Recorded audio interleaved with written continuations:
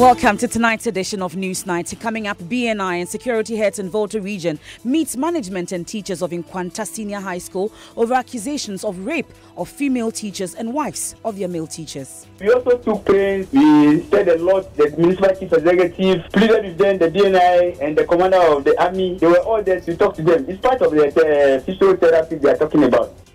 We'll speak to Nagrat, who are backing calls by the teachers for 1 month extension to recover from the psychological trauma. Later, CDD Afrobarometer survey reveals massive lack of public support for full media freedom, with the majority of Ghanaians backing government censorship of the media.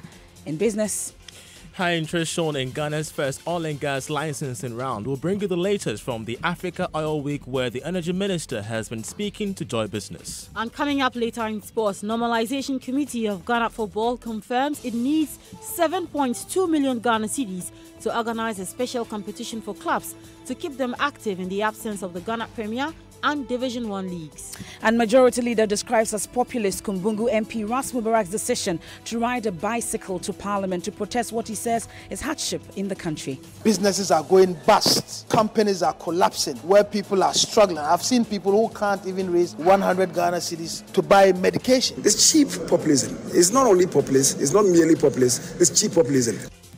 You want to join us with your views and comments? Send us a WhatsApp 0244 340 437.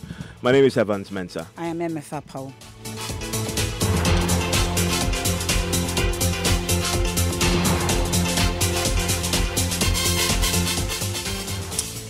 Well, tonight we're learning that the Bureau of National Investigations and security heads in the Volta region have been meeting teachers of Nkwanta Senior High School following accusations by the headmaster that the students there raped their teachers and the wives of their teachers. MFA. So that's according to the Municipal Director of Education, Stephen Tratope. They are saying that they are going to look into this matter. That's the latest that we are getting. But he would not discuss details of how the security apparatus intends to handle the situation, but reviews they've been offering counseling sessions to the teachers to enable them recover from the psychological trauma. According to school authorities, the teachers are reluctant to return, especially in the wake of rioting by students last week. The school was closed down indefinitely after students protested seizure of their mobile phones. Paul Boafunyako is the headmaster of Nkwanta Senior High School. Going as far as raping teachers' wives, raping female teachers on campus. So they have gone through a lot of psychological trauma. So before even they can go and stand in front of the students and teach them, they need a psychotherapist to come and take them through all those things so that they'll be able to reset themselves before they can go back to the classrooms. That's a very serious allegation that students not only raping their female teachers, but they're raping the wives of the male teachers as well. I mean, the teachers are, of course, it's not surprising that the teachers are now requesting a 1 month period to recover from the psychological trauma they suffered as a result of the riot. Now, Felix Owusu-Jima is a business accounting teacher at the school. In front of them and be teaching, whilst a student will be threatening to kill the teacher just because he's ensuring that the right thing is done. That is why we have sent that petition. Notwithstanding that fact, we'll just have a look at the properties that were destroyed. Both government and personal properties that have been destroyed. At least there should be a solution, or there should be an issue at stake that once this issue has happened, the elders will put things in place in order to ensure amicable solutions, so that when we teach them, we'll be able to teach them with all our heart and might. So that's an accounting teacher there. But the students have disputed the claims of rape. They want authorities to take swift action in reopening the school. It affects us a lot because especially we, the second years and the third years too, they are in their final years and now they have sacked us. We don't even know how to do again. So we are pleading, just try to do something for us. But how true are these allegations that some of your colleagues raped female teachers? For that one, I didn't hear that one yet. But what exactly happened? Were there some threat on females and teachers there? When the thing happened, they interviewed some of the students. What they said they said some people came in. They were sacking them from the campus, but they also getting back. They called the police people to come. So when the officers were in, and they all scattered over there. But for that rape, I didn't hear something about the rape. Right now, what we will say to our teachers is we are very, very sorry. We are feeling regretful for what we've caused them and the pains we've caused them in their hearts. Right now, we are on our knees apologizing, pleading with them to forgive us. What has happened, they should please forgive us and come back as parents and teachers and come and continue with their teaching. I feel bad. What should I learn? Even understanding is not coming. So I'm appealing to the teachers. They should come back to their senses. Even though we know that we have wronged them, we are pleading on behalf of the name Jesus Christ. So you had some students there. By the Municipal Director of Education, Stephen Trathope, who was petitioned by the teachers, says the students should be made to bear the cost of damage. When this thing happened initially, in fact, what they went through, so we also took pains. That day when we were with them, we said a lot. The municipal chief executive pleaded with them, the DNI and the commander of the army. They were all there to talk to them. It's part of the physiotherapy they are talking about. And maybe it is even suggested that if we can bring somebody from outside, not once, not 2 times, to come again to go over all that you said, and even to add up, just to recondition their minds to accept these students. So we are preparing that even not only the teachers, even the staff of the students. So are you giving the teachers the 1 month period they're requesting for? No. I said earlier we are resuming schools on the 10th. Okay. So teachers will be there to teach them. Is this something that the teachers have agreed upon in the meeting you had? We pleaded them, even though some of them actually did not agree, majority of them agreed. Very well. The headmaster for the school had actually mentioned at some point that some of the teachers, some of the female teachers, and even some of the children were raped during this chaotic moment. Is this something you are aware of? How much do you know? No. They were threatened. They were raped. No, I didn't hear that. I don't want to say what he said it's not true. They are on the compound. Okay. So I don't want to talk about that yet, my sister. But is this something they've reported to you? Apparently they threatened to rape them. Is this something reported to you? I heard they threatened to rape. Okay. So they covered them. I was told they covered them with mattress, but they didn't rape. That was what I heard. I wasn't there. In fact, I was outside the yard, not in. Has the directorate initiated any investigation to find out who made these threats, whether or not they've been carried through? For now, the children are at home, so it will be difficult. Maybe there are some things I shouldn't even mention here because there are security issues. So that's the Municipal Director of Education that's speaking to the issue. But you listen to the headmaster of the school. He talks about the rape. Municipal Assembly is talking about, obviously, threats. But we'll be speaking to the Municipal Director shortly when he joins us on the line. We have on the line the Vice President of NAGRAT, Mr. Jacob Anaba. Thank you very much for your time here on Newsnight, Mr. Anaba. So you have, I'm sure you're in touch with the local executives of NAGRAT at the Nkwanta Senior High School. Let's deal with these allegations of rape of female teachers and the wives of the male teachers. What exactly do we know about this incident? Yeah, thank you very much, and good evening to your cherished listeners. I just spoke to regional executives who are returning from Nkwanta Senior High. They had a meeting, and the teachers actually are afraid of their security and then the emotional trauma that they have undergone. So they are asking that they should be given some time to recover.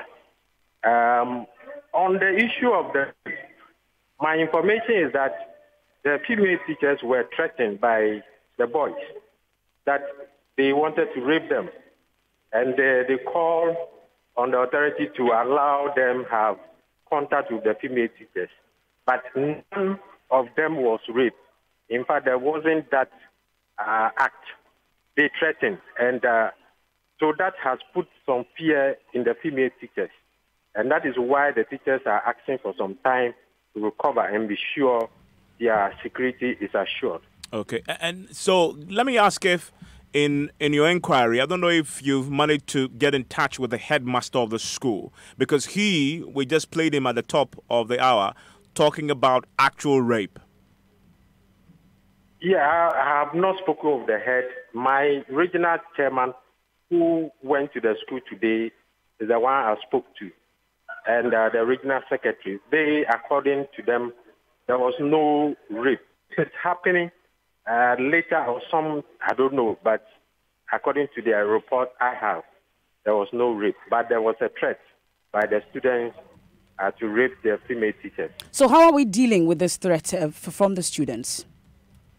Yeah, that is why the teachers are calling on the authorities not to open the school now, to give them some time so that they can also ensure that their structures that were destroyed are mended, especially the doors to most of their rooms that were destroyed are mended. And then they also ensure that there is security on campus so that they will not face that threat. But have these particular students been identified?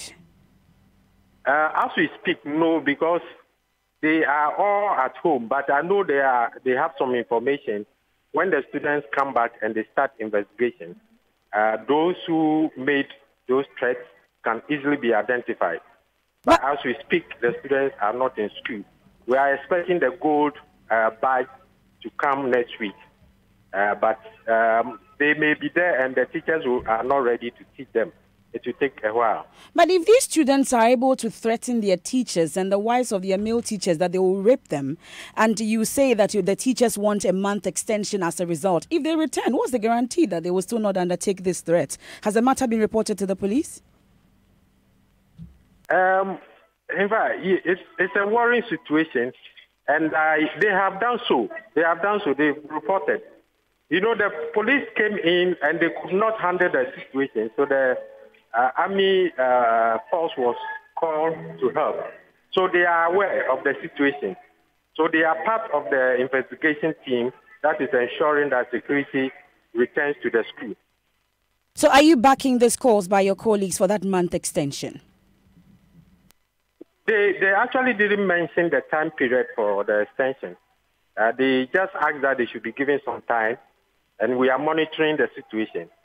So it may not extend to 1 month, but at least they want some time to ensure that the school returns to normalcy.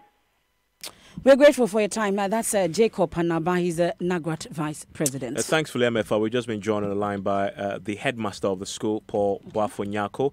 Hello, Mr. Nyako. Thank you for your time here on Newsnight. Good evening. Thank you. Yes. First of all, this issue with the rape, clarify for me. We're just hearing from NAGRAT, and they say it was threats to rape and not actual rape. I said a threat. They threatened to rape some of my teachers' wives. Okay. Has this been... Because they broke into their bungalows. Oh, so they actually broke into the bungalows? Yes, please. And vandalized almost everything there. And in the process of breaking in, the intention was to actually also rape and maim? One of them, when it happened, when initially it happened like that, all those teachers concerned, they managed to escape. When they started throwing the stones, hurling the stones at them. So they managed to escape. Okay. So, but their wives are there. Two of them, their wives are there. So when the students marched to the place, they were able to lock the inner door, the sleeping, the bedroom door. So the one that they couldn't, so they couldn't open they locked the bedroom door. So they were chanting songs that they should open them, they will see what they will do to them. And they vandalized everything in the hall.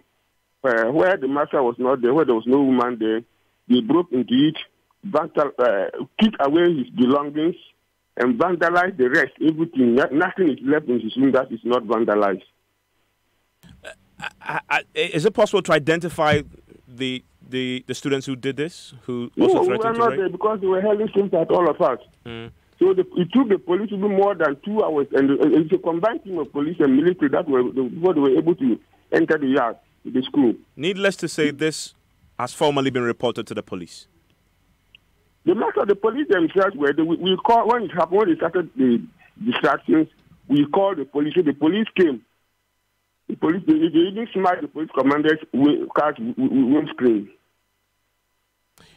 And I know you, from what we heard, you are concerned that if school reopens within the scheduled time, you and your teachers will not feel safe.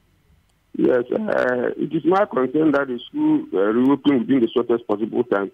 They have broken all the bulbs in the school, the street lights on all the bulbs in the school. They have spoiled their water in the school. They have spoiled all the marker boards in the classrooms. So management we can't bring them immediately without those things finished. So management is putting those things in order before, if there's anything, we can open the school.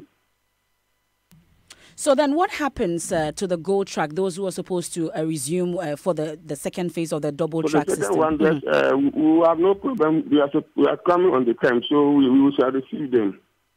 But your teachers say they want a 1-month extension so that they can recover from this psychological trauma. Yes, they said that is their suggestion, but we are still pleading with them because they have been traumatized. But they only ask for this thing, but well, we are putting things in place as much as possible to get the school reopened immediately. But just before we let you off, Mr. Nyako, we are told that the BNI and security heads in the Volta region have been meeting teachers of your school over these allegations and then the riot earlier this month. What was the outcome of that meeting? Please come again. I'm asking that we are told that there was a meeting between the BNI security heads of the Volta region as well as your teachers. I don't know if you were also there. What was the outcome of that meeting? Yes, it was at that meeting that the teachers were saying that they are psychological traumatized. That was yesterday. The meeting was held yesterday. But yesterday, tomorrow, the board will also be meeting. The Municipal Security Council will be meeting the board to see the way forward. We're grateful for your time. Paul Boafo Nyako is the headmaster for the Nkwanta Senior High School. Share your thoughts on this story, 0244-340437. And MFI, you'll be interested in this, especially in the back of all the stories we've been doing the last 1 week or so about attacks on press freedom. A latest Center for Democratic Development survey has revealed massive lack of public support for full media freedom. In fact, the latest Afrobarometer survey show that a majority of respondents, as much as 55%, want government to have the right to prevent the publication of information it deems harmful to society. Only 36% of Ghanaians support full media freedom. The report was published today by the CDD, and we'll soon do some further analysis of the findings in the report with Dean of the School of Communication Studies, Professor Aldred Gajakpo, who is a member of the CDD board. But first, what more does the survey say? So we take a look at the key findings before Elton comes in with the other areas. This one says most Ghanaians rely on radio and television as their main sources of news. About 1/4 get news from social media and the internet at least a few times a month, while regular newspaper readership continues to decline. Young and well-educated Ghanaians are the most frequent users of social media and the internet, while the older and less educated citizens rely more heavily on radio as a source of news. I'll take the very last key finding also. It says three-fourths of Ghanaians believe that at least some members of the public and private media are corrupt, including almost 1 in 5 citizens who say that most of all media are corrupt. What more do we know in that report? So what I have is actually the freedom that the media enjoys, whether or not the public is in support of more freedom for the media. And the Afrobarometer team in Ghana, led by the CDD, interviewed 2,400 adult Ghanaians between September 9 and 25th, 2017. Now, a sample of this side yield result with a margin of error of +2 percentage. But here's are the key findings. Around 6 in 10 Ghanaians, 62% say the media has more freedom than few years ago to investigate and criticize government actions, but only about 1 in 3, that's 36%, like you said in the lead, support full media freedom. 57 say instead the government should have the right to prevent the publication of information it deems harmful to society. There's also been a sharp drop in support for media freedom from 55% in 2005 to 36% in 2017. Now, urban and rural residents had almost identical views on media freedom, as do different age group. Men are slightly more likely than women to support a free media. We are looking at 39% versus 34% for women. And respondents with no formal education are less supportive of media freedom than their better educated counterparts. Wealthy respondents tend to support government control. That is 57% among those with low or no income at all. And it goes on to say that majority of Ghanaians say that they trust information from public media, that's 60%, government sources 58%, and private 57%, at least somehow. And they actually don't trust media, information from social media. So, in essence, this is what it sums up. So it appears that radio remains dominant news source. That's the new media surpasses newspapers. So that's the latest Afrobeat Barometer survey. We'll have more on this shortly, as the CDD has been presenting this today. We'll speak to the authors of this particular survey as we begin to delve into why this seemed to be a big issue at a time when we all complain that media seem to be under attack. It also shows that there's no support at all for the media in the public space. Still listening to News 90 on Joy 99.7 FM. And MFA, would you ride a bicycle to the office anytime soon? It's one thing I was never able to do as a child. Maybe you should. It's become pretty fashionable. I don't want Buzanga. Well, somebody did it today and is getting some bashing. The majority leader, Sechi Mensah-Bonsu, is describing as populist Kumbungu MP Ras Mubarak's decision to ride a bicycle to Parliament to protest what he claims is hardship in the country. The MP did, guess what, MFA? 17 kilometers ride to the House this morning to, among other things, highlight the rising cost of fuel in the country. He's going to join us on the telephone line shortly to see if he rides a V8. Possibly that could be a significant reason why he's unable to pay. Well, he tells John these are unprecedented times. I did that with the view to highlighting the concerns that have been raised by constituents, by ordinary Ghanaians who are feeling the burning injustices of our society, who are struggling to get by, the taxi drivers who have had to complain about their inability to make, to make their sales, the market women and men, the barbers, it was to highlight their plight.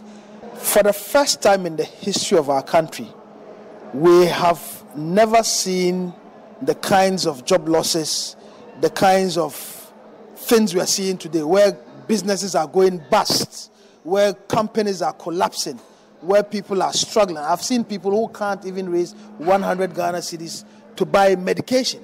I've seen people who are working but their salary can't even take them to the 15th of the month. Hasn't it always been so, even when your party... At what point in the history of our country did you see many media houses laying off workers? At what point? At what point in the history of our country did you see fuel price hit more than 5 cedis per litre? At what point in the history of our country did you see the cedi to dollar being over 5 Ghana cedis? At what point? So this is the first time. But Osechi Mensah-Bonsu, the majority leader, concedes the price of fuel has gone up, but says government cannot be blamed. I concede that the price of fuel has risen up. But what are the factors? The factors really are legion. First of all, we all agree that the market price should reflect the world market price. At the time of the exit of the NDC, the price of fuel was between $37 and $40, right? Today, what is it? So, commensurately then, if we want to be mathematical about this, one would then suggest that the price ought to have gone up at least twofold. Because today, the price of fuel, petroleum, is in the region of 75, 76. Sometimes it even shoots up to about $80 per barrel. That is the first segment. The second thing, of course, would be the strength of your own currency. There's been some depreciation of the cedi. We all recognize that. What is the cause of the depreciation? Unfortunately, what is even happening cannot be blamed on government. When you know the truth, I want to play to the gallery. It's cheap populism. It's not only populist, it's not merely populist, it's cheap populism. Oh, okay. So that's Achievement Sabunsu there. Thankfully, Ras Mubarak joins us on the telephone line right now. Hello, Mr. Mubarak. Evans, good evening, and good evening to MFN listeners. Are you on your bicycle back home right now? It actually threatens to rain, and I didn't want to get drenched in rain, so I came by Uber. Oh, so where's the bicycle? It's parked safely at Parliament House, and I'm looking forward to another opportunity to ride it back home and then back to Parliament. But the thing is, in Parliament, so you're going to drive into Parliament tomorrow? I may come by public transport. You never know. And Evans, let me say that this is not about me. This is about the men and women who have had cause to complain. In the first place, let me deal with the majority leader's issues. Since when did the MPP administration realize that fuel prices are not determined locally? Having made meals of it, having capitalized on it, and bashed the NDC left, right, and center when we were in government. Since when did it dawn on them that, fuel prices, crude prices are determined internationally? If it has indeed dawned on them, the candid thing they should be doing is to be apologizing to the good people of Ghana for misleading them, for riding on the back of cheap populism and making capital out of a situation that was beyond Ghana's control. Today, they are arguing that crude prices are not determined in Ghana, when His Excellency, then candidate Akufo-Addo, raised issues. His running mate, the current vice president, made a lot of capital out of the price of fuel. They should be apologizing to the taxi drivers and the trotro drivers. They should be. Fundamentally, today was about making a point about how hard times are and the rising cost of fuel. I'm just curious, how much did you save today by riding a bicycle? Well, at least I didn't move my vehicle to Parliament, and it saved me some money. But as I said, Evans, as a representative of the people, it is incumbent on us to accentuate and highlight the concerns of constituents. Members of Parliament may be comfortable, may have the wherewithal to purchase fuel. It can't be about us, especially when we are elected representatives. We are representing constituents. And once constituents are complaining, we ought to be able to, give them a voice. It's not every Ghanaian even who can have an opportunity to talk to Joy FM. It's not every Ghanaian who has the privilege of speaking on the floor of Parliament. And they don't have a voice. And if as a member of Parliament, I can't bring their concerns to the fore, then I have no business representing them. You've been accused today of simply being a populist and opportunistic about this, and all you did today is pure political populism.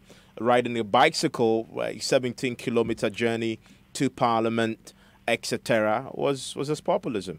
You accept I find that unfortunate, and it's indeed an attack on the spare parts dealers. What the majority leader has done is to attack the trotro drivers who can't make their sales, because he's saying that their condition is non-existent. He's saying that businesses, including media houses, are not laying off workers. That is the suggestion. What is wrong with a sitting member of Parliament highlighting concerns being raised by real Ghanaians? And I'm not talking about Ghanaians who are getting free fuel from the state. Okay, so Mr. Mubarak, how long are you going to embark on this action by highlighting the plight of Ghanaians? How long are you going to be doing this, riding the bike? What's next? Emma, I'm a lifetime activist. I'm a tireless champion of equal rights, justice, opportunities for Ghanaians. And indeed, if government continues to put Ghanaians through these burning injustices, then, I would have cause to demonstrate civil disobedience by some of these things. So you'll be riding the bike for the rest of the week? How long? I'm looking forward to another ride back to work, because riding today actually opened my eyes to things that hitherto... But it just took the rain for you to park the bicycle. I'm sorry? You just took the rain, the bad weather. You've parked the bicycle already. You are abandoning the course, aren't you? I'm not abandoning the course. If you would listen to me, MFA, what I'm saying is that there is a lot of disrespect for cyclists, for pedestrians, and I know you've highlighted this heavily following the series of accidents we've had on our roads. You know, so I have basically killed several birds with one stone. One, by exercising. Two, by seeing some benefits that could be derived from embarking on a campaign where all of you, including yourself, MFA, would abandon your vehicles and probably commute to the city center. That way we decongest our cities. But I also see an opportunity to put pressure on government to consider in the future earmarking bicycle lanes or pathways for cyclists and pedestrians, so that they don't get knocked down by vehicles like we've been experiencing lately. Talking about what you just mentioned, and this is the safety of pedestrians, cyclists on the road, I'm just curious. Were you in helmet today when you rode your bicycle? I wore my helmet, and I was in reflectors as well. I took all necessary precautions. Caution. Yeah. Do you have support from any of your colleagues in Parliament? Are any of your members going to join the bicycle club anytime soon? A couple of my colleagues, including the Honorable Emmanuel Bejura and Clement Apak, have expressed some desire to join the cause, because this is a cause to bring to the fore what is affecting ordinary Ghanaians. You know, and Evans, let's not argue as if this is something special. It is not a big deal if a member of parliament rides a bicycle. President Macron of France rode a bicycle recently. Boris Johnson, as a matter of fact, as mayor of London, used to ride bicycle to work. So that is not a big deal. But I was doing it to highlight a particular cause, just as the mayor of London, who was doing it to provide leadership so that the city of London could be decongested. And several other politicians elsewhere, you know, have used riding bicycle to champion other causes. I mean, you can talk about greenhouse emissions and its effects on our society and the need for all of us to play our role. These are things that members of parliament ought to be seen to be doing. And it's not a big deal if I park my vehicle and did even a one-way to work and at another point did another one-way back home or to work. It's not a big deal. Well, just before we let you off on a lighter note, what type of bike were you riding, by the way? To be honest, I don't know what it's called. Some is it a Guzanga Volvo? I remember the Honorable Commander Donko joke that it is a Dagomba type of bike. Very well. We are grateful for your time. Ras Mubarak there. We've seen pictures. There's some on our social media platforms. When we return, we'll take some of your comments, should we, before we go? So we have some of your comments that you've sent in already via WhatsApp on 0244340437. This one from Kofi Seidu says, what is populist about riding a bicycle to Parliament? If the Honourable Member of Parliament cannot afford fuel in his car, the majority leader should treat Ghanaians with respect. Well, good evening, Evans. I trust you are doing well. Evans, tell Ras Mubarak we are not ready to listen to his propaganda agenda. Shadrach Opon sent us that one. And Nana from Spainter says, did I hear the MPP leader say shouldn't be blamed for the fuel price? We were all here in this country when they blamed the previous government for fuel hikes. And those are some of your views. And this issue about the bicycle, please ask Ras Mubarak if he will let his kids ride their bikes to school as well. Well, he's no longer on the line. He says, well, he's packed the bicycle in Parliament for tonight. He's taken an Uber home because it threatened to rain. And, well, another one here says, please, the previous mayor of London rode bicycle to Parliament for most of his mayorship. Nothing new, no big deal for a third world country MP riding to work, except that he wants to make a point with riding the bicycle. Have you? Well, let's do business now, MFI. You haven't done the bicycle? No, I'll start. Maybe I would have to learn how to ride it. You don't even know how to ride a bicycle? No, I don't even know how to ride a bicycle. Oh, I see. Charles, have you? I have. In fact, I've tried that to work once on to work Saturday. from where? Where? From Dansoman. You rode from Dansoman to Joy FM. Yeah, to Joy FM. Why? Were you that broke? I wasn't broke. I just had wanted to exercise. Oh, really? Yeah. Oh, this is necessity. I see. Nothing about budget, nothing. Just wanting Just decided to. So where's the bicycle? It's at home. It's at home as we speak. What do you have in the business headline, All Charles? right, coming up in business, high interest shown in Ghana's first oil and gas licensing round so far. We'll bring you the latest from the Africa Oil Week, where Energy Minister John Peter Mewu has been speaking to Joy Business. And also, Bui Power Authority calls for private sector participation in its solar farm project, which is expected to begin soon. The business news on Newsnight is brought to you by MTN. Welcome to a new world of business. And as well, Kingdom Books and Stationery, your number one stop shop for all of its essential Mack Auto Parts, Isuzu pickups and Chevy cars. In this part of the world, we rise early, way before the sunrise. We plan, we pray, we prep, just so we are a step ahead. We keep the conversations going to stay connected to family, friends, and business. They say, Agrobeswa Ifrianopa. Start your day bright with MTN Kokroko. For only 1 Ghana cedi, you can enjoy 400 megabytes of data and 30 minutes of free MTN to MTN calls every day from 5 a.m. to 8 a.m. everywhere you go. Dial *138# to buy MTN Kokroko bundle now.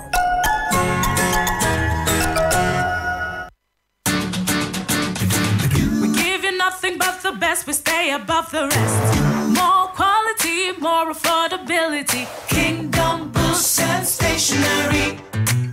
Everybody's going to the one and only shop where customer satisfaction is a guarantee. Kingdom Books and Stationery.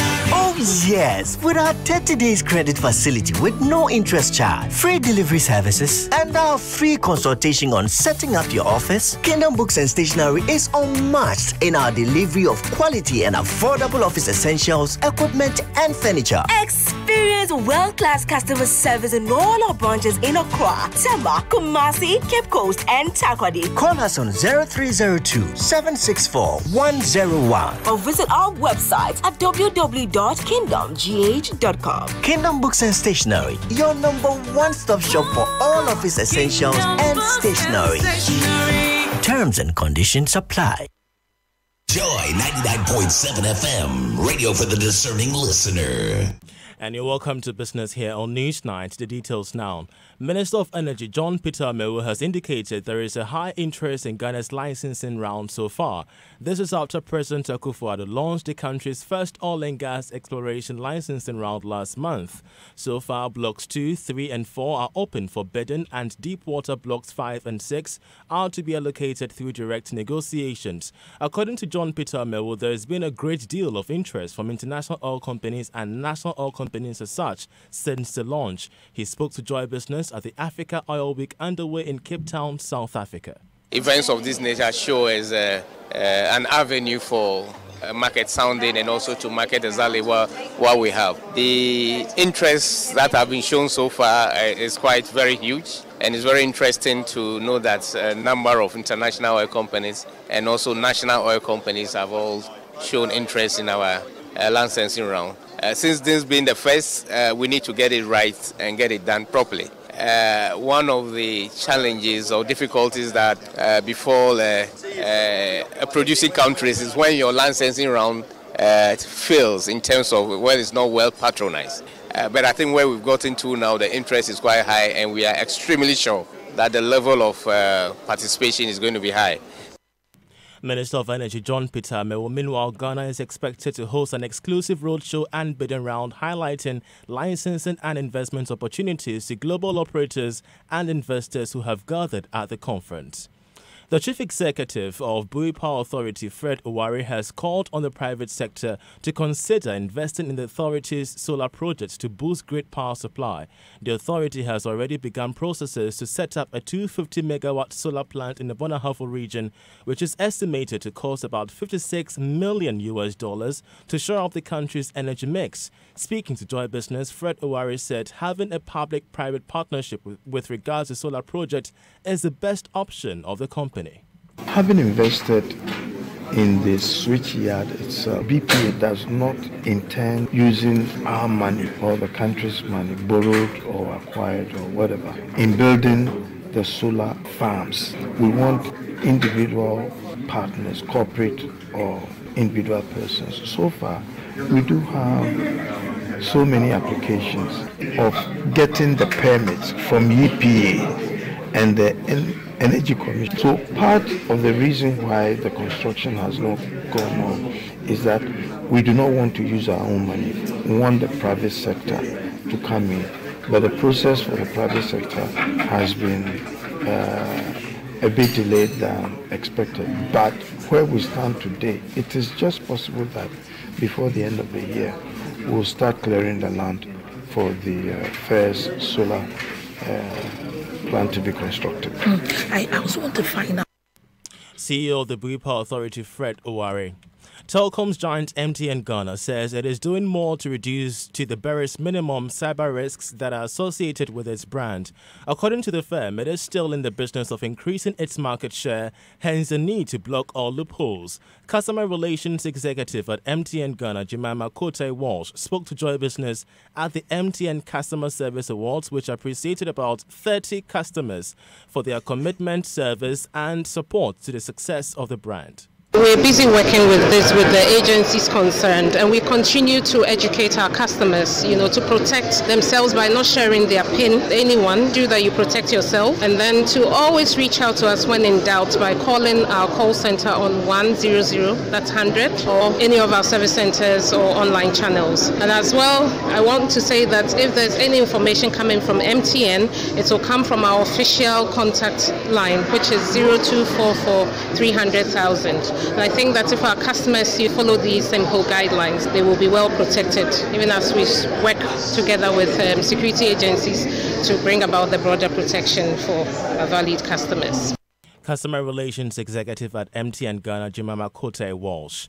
Now, if you're thinking of ending the year with a new set of furniture or just looking for the best deals for your Christmas decor, then Orca Decor is giving you the chance to enjoy 15% on its array of home and office furniture and decor as part of its 15th anniversary. The promo, which starts on Thursday through to Saturday, November 10, will see presenters of Joy FM mark the day with customers of Orca Decor in an outdoor broadcast. Alberta Nkoma is the head of marketing. You can't get this anywhere than Orca Decor. We are hosting Joy FM here. You're going to have Doreen Andor and Leslie's Bill here. They're going to stream live here at Orca Decor. And there will be a lot of giveaways. There will be a lot of surprises, a lot more. So don't miss this opportunity. Come to Orca Decor and have fun with these presenters over here. When you come, it's still 15% on everything on that day. Being it anything you've ever wanted at Orca Decor, when you come, you enjoy 15% on everything. Remember, we are crowning the birthday. So we are saying, come and party with us, with these celebrities from Joy FM, and let's have fun together.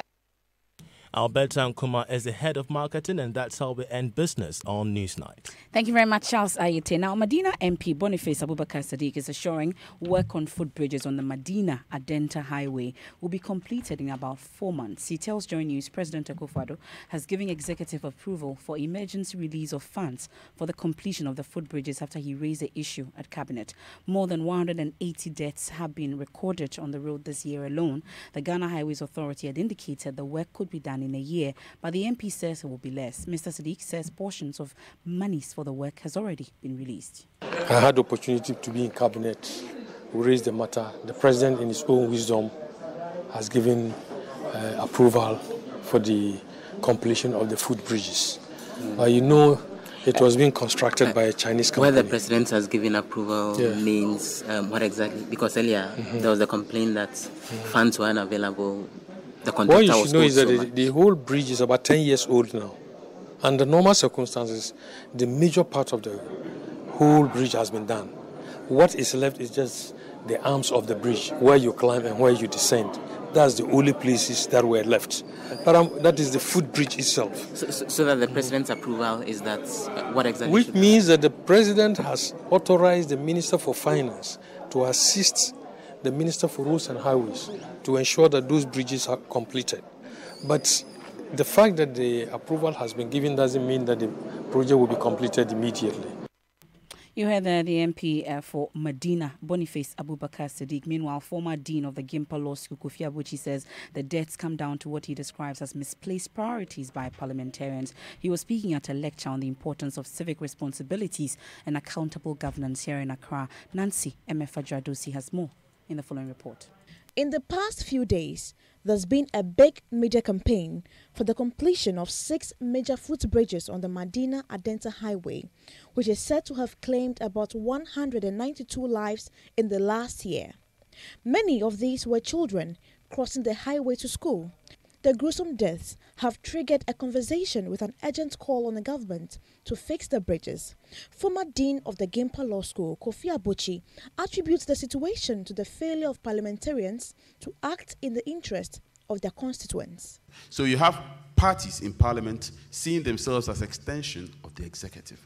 I think that is where we got it wrong until today. If parliament was to play its accountability role and responsibility as expected of parliament, the Adenta footbridge would not be a problem. And the reason it wouldn't be a problem is that the Minister of Roads and Highways by now would have been in Parliament answering questions, and those question time in Parliament will not be perfunctory. They will be substantive, because somebody may pay a dear price for the failure to perform a ministerial function. So the structure of government, right from the base to the top macro, are designed in such a way to ensure that there are reciprocal checks. Unfortunately, those checks have not been working. Chairperson of the National Commission for Civic Education, NCCE, Josephine Nkrumah, also called for sanitization and stabilization of the political space, devoid of violence. When there is a total acceptance of the political regime by citizens who find the processes of governance as legitimate, political stability can be achieved. We should have a vibrant political space, free of violence and political thuggery, now referred to as vigilantism. Meanwhile, Executive Director for the Center for Democratic Development, Henry Kwesi Prempeh, says the citizenry must embark on a collective action that will force government to take decisions in the best interest of Ghana. That if you really want the kind of citizen mobilization that produces action, you must always take into account that political types like foot soldiers are also an organized voice, and presidents listen to them, and they must listen to them for good reason, because they deliver on elections. If you want your voice, your counter voice, to be more powerful, you have to organize. The event ended with calls for an end to political interference in the affairs of state institutions. Nancy Emefa-Jadosi filed that report. Let's do some sports now, and Baba joins me with the very latest. Babs, we have a lot of games tonight. Yes. Lots of Champions League matches, including our commentary game here on Joy 99.7 FM. But before that, Ghana Football's Normalization Committee says it will need in excess of about 7.2 million Ghana cedis, that's in the region of $1.5 million, to organize a special competition for Premier and Division 1 league clubs. Football activities, including the Ghana Premier and Division 1 leagues, have been halted in the aftermath of a spy project by Anas Arimia Anas, which sought to suggest widespread allegations of corruption in the nation's football. Dan Kwekuyeboah speaks on behalf of the Normalization Committee. It is not about carrying out our mandate as Normalization Committee. It is about the special competition that Normalization Committee is introducing to engage the clubs while the reforms and the rebranding of our football goes on. Initially, the idea was to source the money from the corporate world. But you and I know that the passion for football from the corporate world and every Ghanaian is gone down as a result of what happened. And so the Normalization Committee is urging the government to underwrite what is needed as catalyst to commence the competition. Dan Kwekuyeboah also spells out exactly how the 7.2 million Ghana cedis will be used. It is meant for the organization of the competition, appearance fee, award for the winners at every stage and all that. The 7.2 million Ghana cedi is purposely for the special competition that is being introduced by the Normalization Committee. All right. Now, you have a 6-month mandate, yeah? And you've done about a month and a half, if I'm not wrong. How soon do you hope to get this money from government to be able to carry out this special competition? It is something that the committee has petitioned the presidency when we met His Excellency the President. We've made the minister aware. And today, when we met Parliament, we put it across. So we're looking forward to hearing something from government. By when? Well, we can't give government a deadline, but we're hoping things will go well as planned.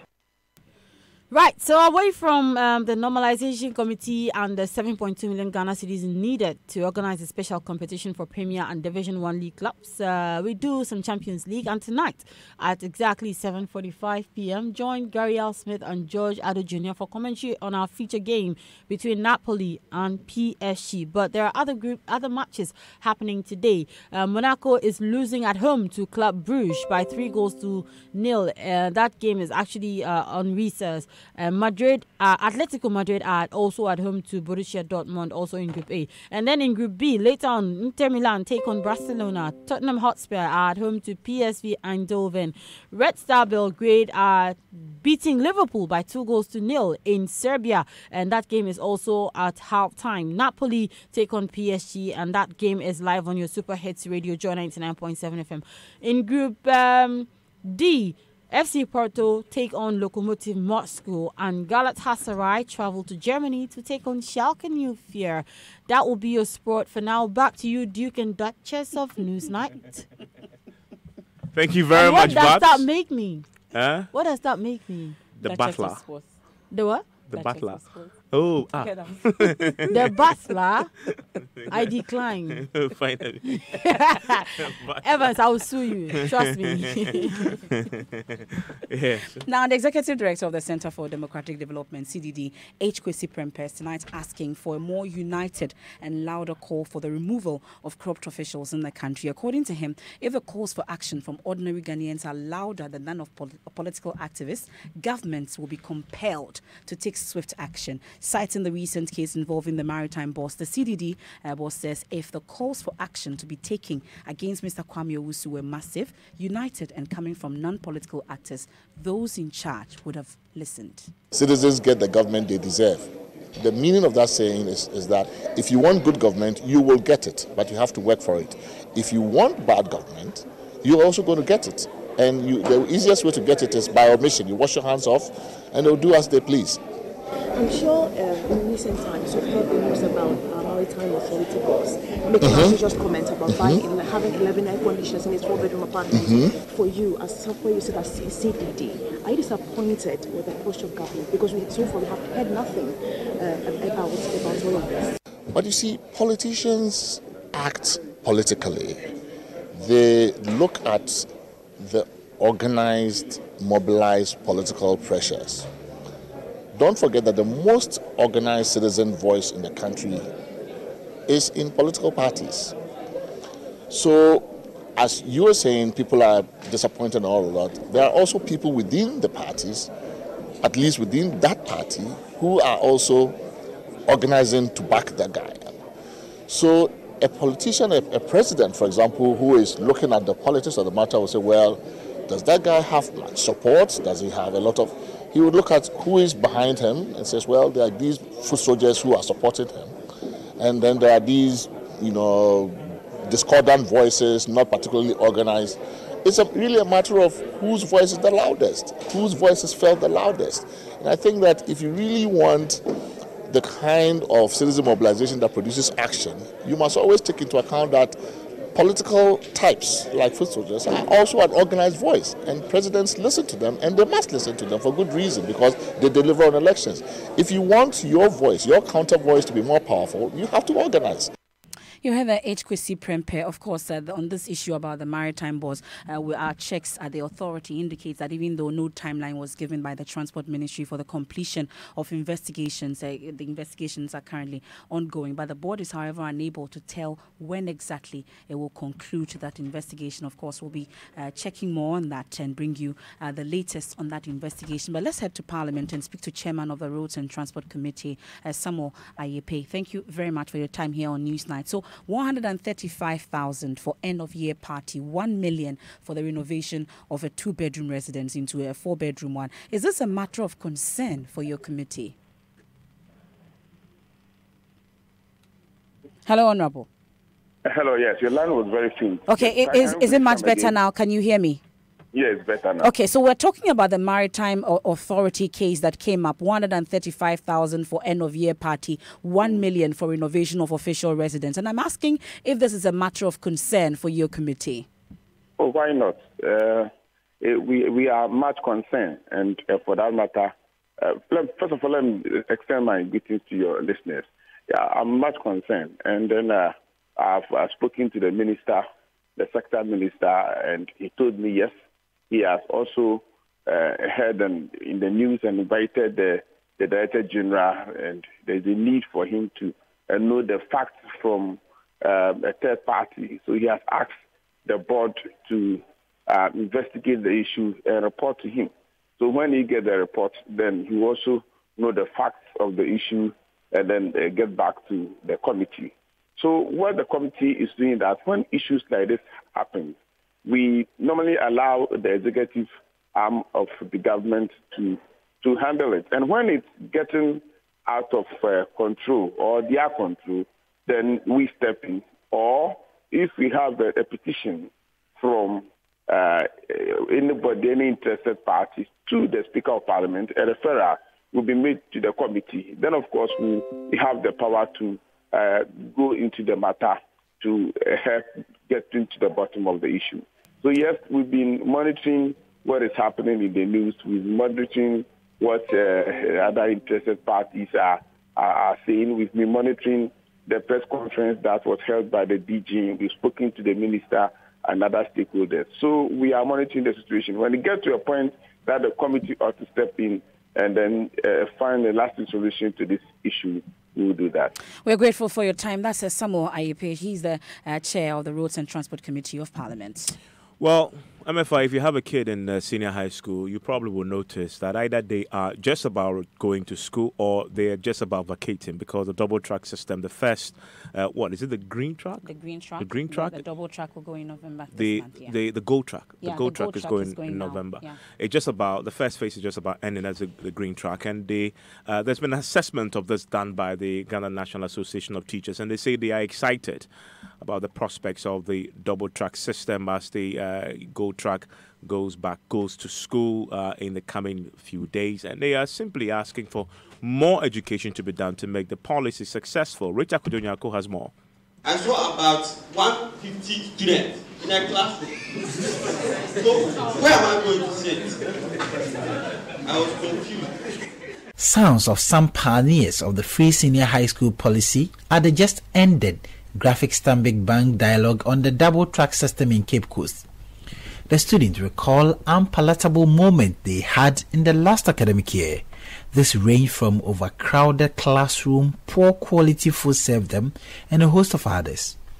Now, the new academic year beckons, and the cafes are busy. Oh, me bad subject offending. I get no nyano, me new school. I came here to check where my son was placed. Thank God my son has been placed at Bremene Sikuma Senior High School. He is on the second track. I'm really happy. This will afford me the opportunity to prepare adequately. Daniel Ayepe is a parent. He is lucky because he's been able to check the son's placement. Not everyone here at the cafe has had it smooth like Mr. Ayepe.